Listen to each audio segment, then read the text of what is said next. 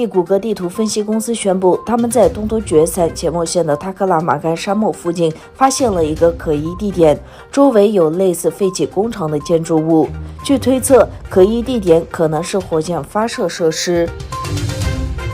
据报道，近年来在东突厥散实施种族灭绝中发挥重要作用的一些警察和治安机关获得了中共当局的同胞表扬。据中国官方天山网报道，公安部共青团中央决定对全国公安机关成绩突出青年集体和青年民警给予通报表扬。东突厥散公安机关8个青年团体和24名青年民警受到通报表扬。受到通报表扬的青年集体包括乌鲁木齐市公安局特警8支队1大队。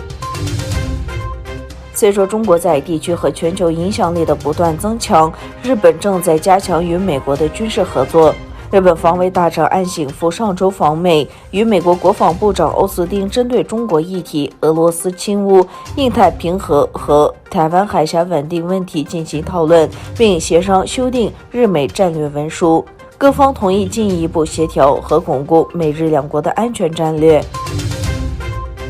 美国总统拜登表示，美国将采取措施促进全球化肥供应，美国可以弥补乌克兰农业出口的缺口。拜登在参观伊利诺伊州的一个农场时谈到了国内生产的重要性。拜登强调，美国应在应对国内通胀上升的同时，也在密切关注乌克兰战争，称乌克兰战争已经切断了世界上最重要的粮食来源。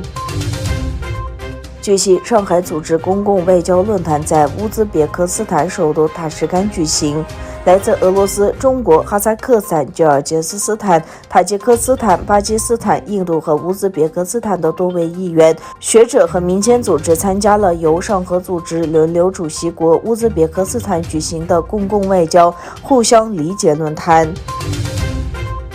俄罗斯中央银行宣布，2022年4月末，俄罗斯外汇储备余额为5931.5亿美元，比上个月减少133亿美元。由于乌克兰战争，西方国家冻结了俄罗斯央行近一半的国际储备。